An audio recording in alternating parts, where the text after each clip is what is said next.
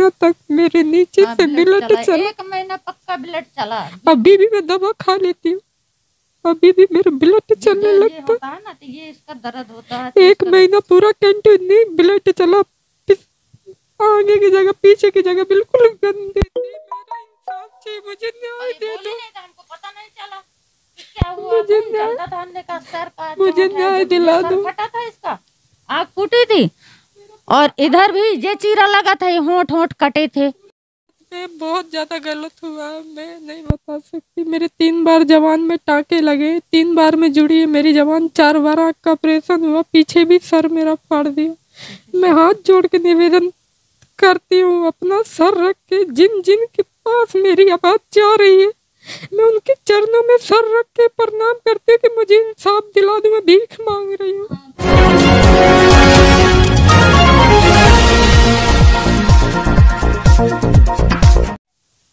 नमस्कार, आपके साथ मैं रेनू चौहान और आप देख रहे हैं दबंग मेल न्यूज़। इस वक्त मैं मौजूद हूँ साकेत कोट में। जी हाँ, आप मेरे साथ देख रहे हैं एक पीड़िता बच्ची जिसका काल्पनिक नाम है रीता।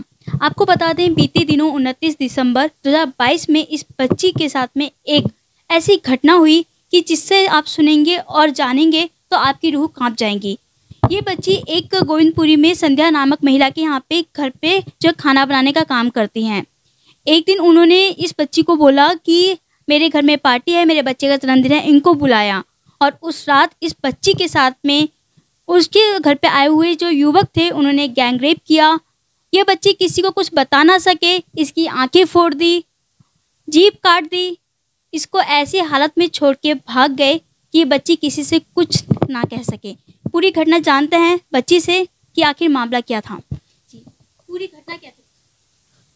मेरे को संध्या ने बुलाया हुआ था कॉल करके कि आप आ जाइए घर पे, मेरी गुन्नू का लड़की का जन्मदिन है, आप कुछ लोगों का खाना बनाना, उसके बाद पैसे लेके चले जाना। मैं वहाँ पे गई, कुछ लोगों ने वहाँ पे, एक साहिल नाम का लड़का था, मेरा हाथ पकड़ा, मैंने खाना पीना बनाया। मैंने बोला मैडम से पैसे दे दो, मुझे घर जाना है। उनने फिर भी मुझे पैसे नहीं दिए और फिर उसके बाद बोल रही हैं कि नहीं मैं पैसे नहीं दूंगी, अभी मेरे पास है नहीं। फिर मेरे को कॉलिंग दी मैडम ने, उसको पी के मैं बिल्कुल अपने सुध बुध खो बैठी। और उसके बाद मैं अपने आप को पाई गुड़गांवा में वहाँ पे पाई। तो वहाँ थोड़ा मुझे होश आया तो ये लोग ड्रिंक कर रहे थे, दारू वारू पी रहे थे। फिर उसके बाद मैं बोल रही हूँ कि मुझे कहाँ लेके आ गए हो, मुझे घर जाना है। तो ये मुझे घर लेके नहीं गए, बोले कि अब हम छोड़ देंगे आपको।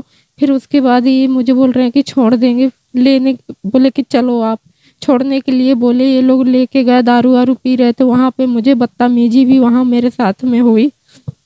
फिर ये बोले कि चलो हम आपको घर छोड़ देंगे। घर छोड़ने के बहाने से मेरे साथ में गाड़ी में मेरे साथ में गलत काम किया और 4-5 लोगों ने किया। सामने आने पर मैं पहचान सकती हूँ। और मेरे होश रहते 4-5 लोगों ने मेरे साथ में गलत काम किया। मेरी मैडम को मैंने बोला कि मुझे छोड़ दो, तो उनने मेरे मुंह पे थूका, लात मारी, मेरे शरीर में लात मारी, मेरे मुंह पे थूका और मेरी आँख फोड़ दी कि मैं उन लोगों को पहचान ना सकूं। मेरी जबान में चीख रही थी तो मेरी जबान काट दी ताकि मैं बोल ना सकूं। और मेरी चीख मेरी बिल्कुल भी फिर बाहर नहीं गई, मैं बिल्कुल सुध-बुध खो बैठी। जवान धार वाली चीज ऐसी कुछ चीज से काट दी गई। मेरी आँख पहले फोड़ी तो मेरी जवान फिर किस चीज से काटी वो चीज मैं देख नहीं पाई।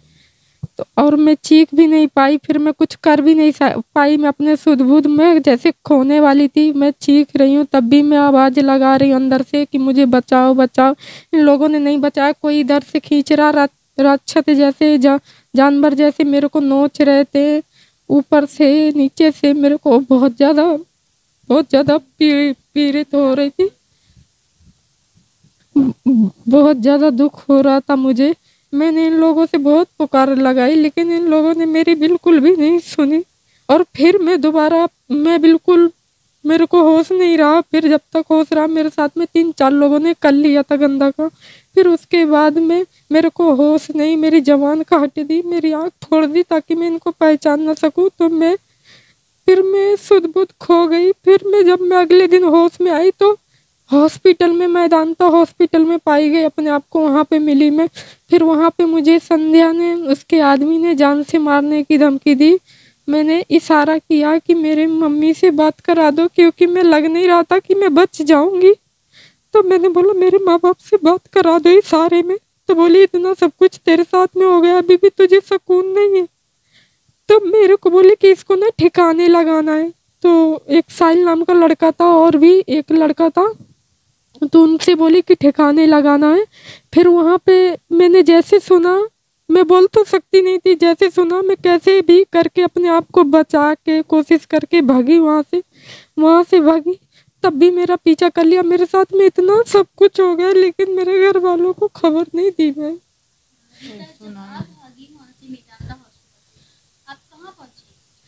मैं रास्ते में ही, फिर मैंने किसी से, मेरे पता नहीं कैसे मैंने घर वालों का कॉल करवाया। मेरे घर वाले रास्ते से ही लेके मेरे को अस्पताल लेके गए। प्राइवेट में तो हाथ जोड़ लिया कि हम लोग नहीं करेंगे।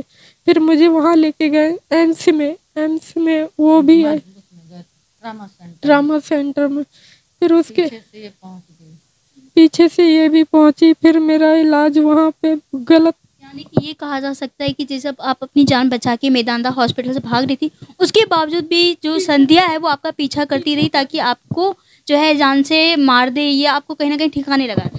जी कह रही थी गाड़ी ले आओ, इसको ना ठिकाने लगाना है, ये बहुत फड़फड़ा रही है और तुमने कौन सा बवाल फैला दिया और इसको तो जिंदा बेकार छोड़ दिया। मैं जैसे ऐसे सुनी वैसे मैडम जी मैं जान बचा के अपनी भागी।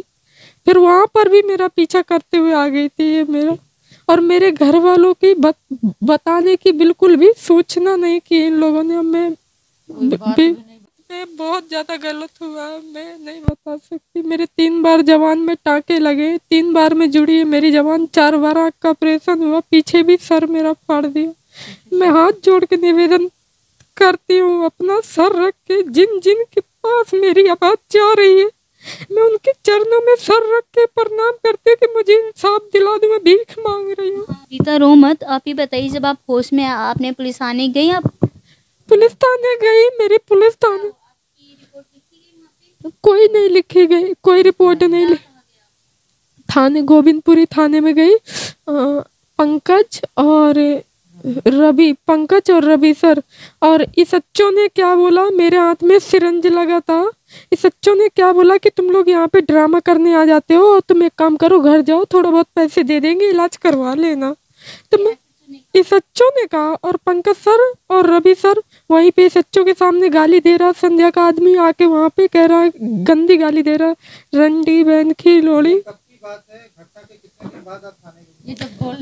जब मैं बोलने लगी हूँ सर, मैं जब गई हूँ कि जब जवान ठीक हुई, मैं जब गई, क्योंकि मैं बोल नहीं सकती थी, मैं खाना नहीं खाई, कुछ जानकारी नहीं थी।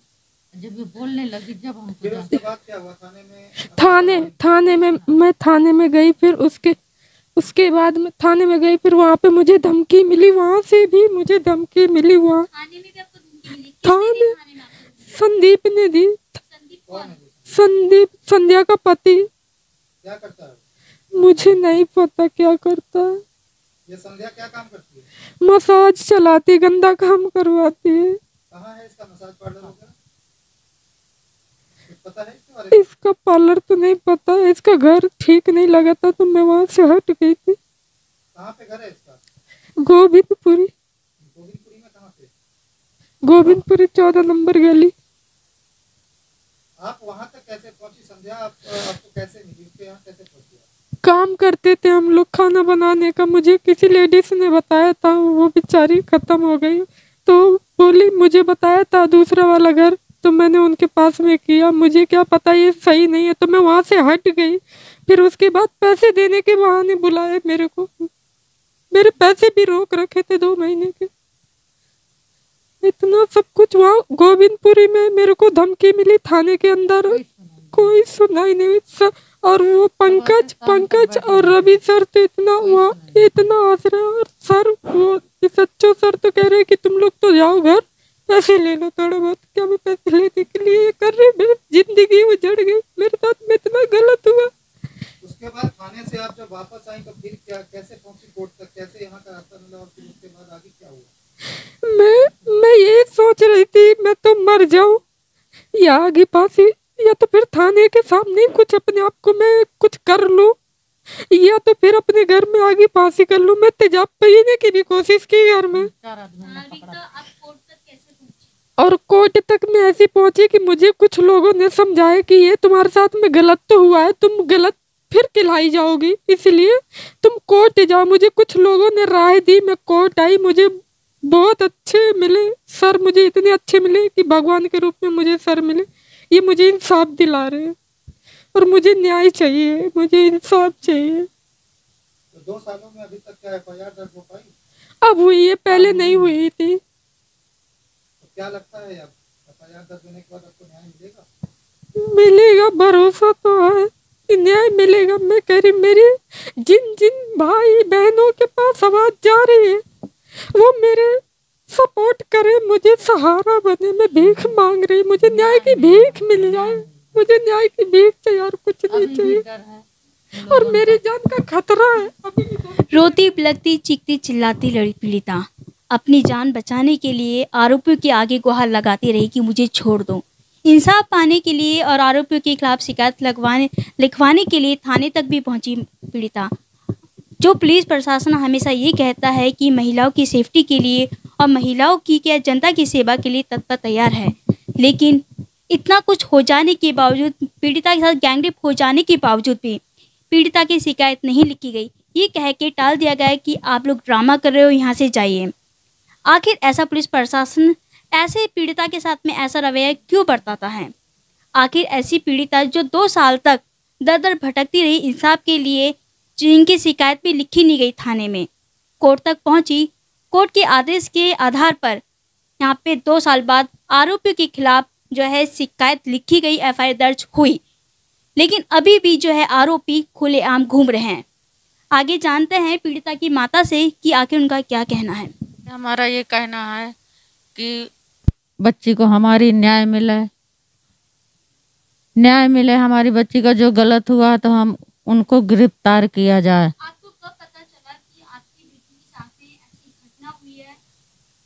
सुबह पता चला हमको, करीब 8 बजे, 8, 7, 8 किसके द्वारा पता चला आपको? किसी के मोबाइल से लड़की ने फोन करवाया था, तो वो ये तो बोल नहीं पाती थी। किसी और ने फोन किया था कि तुम्हारा बच्चा बड़ा सीरियस है और यहाँ हैगा मैदानता हॉस्पिटल के बाहर बिलख रहा है। हमने कहा भैया तुमसे हाथ जोड़ते हैं, हमारा बच्चा इधर ले आओ। बोले खर्चा लगेगा, हम गाड़ी में रख कर ला रहे। हमने कहा दे देंगे। 1300 रुपया का गाड़ी में धर कर लाए थे। 1300 रुपया बॉर्डर में उसको दिए थे, हम बॉर्डर में इंतजार किए थे। वहाँ से आए, हम ले गए प्राइवेट हॉस्पिटल में, कमल में। उन्होंने हाथ जोड़ लिया कि हम नहीं करेंगे, तुम जाओ ट्रामा सेंटर। फिर वहाँ गए हम, तो वहाँ कागज मांग रहे थे, हमारे पास तो कुछ था नहीं। पीछे से संध्या पहुँच गई, पीछे से पीछा करके वहाँ पहुँच गई संध्या। अब गलत नाम से मेरे को भर्ती करवाया, तो हमको हटा दिया, वो कागज पकड़ा दिया कि ये नाम से इसका तो जो बोली हो, हमको हटा दिया बाहर। जो संध्या थी उन्होंने जो पीड़िता का नाम भी गलत बताकर हॉस्पिटल में एडमिट करवाया। जी हाँ जी, यहाँ भी आकर हमको हटा दिया गया और अपना आगे होकर नाम गलत लिखवा कर वहाँ भर्ती करवा दिया। तो आपको इसके बारे में कब पता चला कि इसका नाम गलत नाम से इसकी भर्ती हुई है वहाँ पे? हमको जब पता चला, पढ़े तो है नहीं, जैसे कोई आया कि इसका क्या नाम है, हमने कहा ये नाम है इसका। जी, हमको ये पता नहीं था कि ये नैना है। हम तो अनपढ़ हैं, अंगूठा छाप। जब हमको कोई बताएगा जब ही जानेंगे। किस नाम से इसको भर्ती कराया गया था? वहाँ भी नैना के नाम से भर्ती का, हमने कहा जब हमको पता चला, हमने कहा नैना नहीं, नैना के नाम से वहाँ भर्ती करवाया। उसके बाद क्या हुआ फिर? कितने दिन तक इसका इलाज चला? इसका इलाज अभी तक चला है, अभी भी चल ही रहा। प्राइवेट बहुत इलाज करवाया हमने, प्राइवेट। धमकियां मिल रही हैं आपको? बहुत ज्यादा बहुत धमकियां मिलती है। संध्या देती, संध्या का आदमी, और घर पे आके धमकी देते हैं? फोन पे देते हैं? कैसे देते हैं? फोन पे नहीं, थाने पे मिलती है, लोगों से कहने सुनते कहला देती है। थाने पे जाती हैं या नहीं जाती हैं?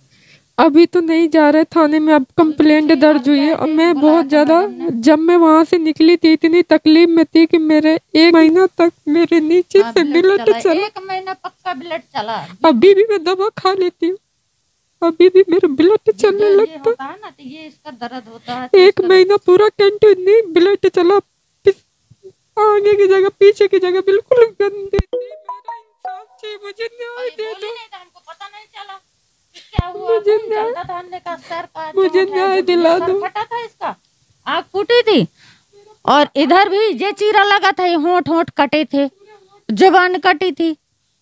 हमने कहा ये कैसे हुआ, तो कह रहे ये एक्सीडेंट हुआ था। थाने में हमने बहस भी किया पंकज सर से, तो कह रहे कि कीक मारने से जबान कट जाती है। हमने कहा कीक मारने से जबान कट जाती है तो दांत भी टूट जाता है एक आधा। तो कह रहे नहीं ऐसा हो जाता है। हमने कहा आंगू वालों को क्यों नहीं कुछ हुआ है, उनको तो खरोंच नहीं आई, इसी को क्यों हुआ सर? अगर एक्सीडेंट होगा तब आगे लगेगा तो यही फेस बिगड़ जाएगा, पीछे तो नहीं फटेगा। जिन लोगों ने आपके साथ दरिंदगी की, क्या उनको आप पहचान सकती हैं? पहचान सकती हूँ, सामने आने पर पहचान सकती हूँ। जिन जिन ने मेरे जब तक होश था, जिन जिन ने किया, मैं सबको पहचान सकती हूँ। जैसे उसने मेरे मुंह पे थूका। नाम वगैरह कुछ याद है आपको? एक का नाम साहिल है, एक का नाम लवलीस है, और एक कोई और था। मेरे को अभी सामने आने पे पहचान जाऊंगी, लेकिन अभी मेरे को यानी इनके साथ 2-3 अन्य लोग भी मौजूद थे इस गैंग में। जी मैंने कहा क्या पहचान सकती हैं? सामने पहचान लूंगी, लेकिन अभी नहीं पहचान सकती बिगर देखे। और मैं हाथ जोड़ के निवेदन करती हूँ। आखिर कोई इतना बेरहम कैसे हो सकता है? महिला ने आखिर एक बच्ची के साथ में इतना गलत करवा दिया। आखिर उसके अंदर क्या इंसान नहीं था जो उसने ये सब कुछ करवा दिया? ऊपर से ये सब कुछ गैंग रेप करवाने के बावजूद महिला की जो है, बच्ची की जो है, आँख फोड़ दी गई, जबान काट दी गई, और ये कह दिया गया कि एक्सीडेंट हो गया है। आखिर ये बच्ची अब कहाँ जाए? दर दर भटक रही है इंसाफ के लिए। कोर्ट का दरवाज़ा खटखटाया है। अब देखते हैं कि कोर्ट से इस बच्ची को इंसाफ मिल पाता है या नहीं, या आरोपी जैसे अभी तक खुले आम घूम रहे हैं, या अभी भी यूं ही घूमते हुए नजर आएंगे।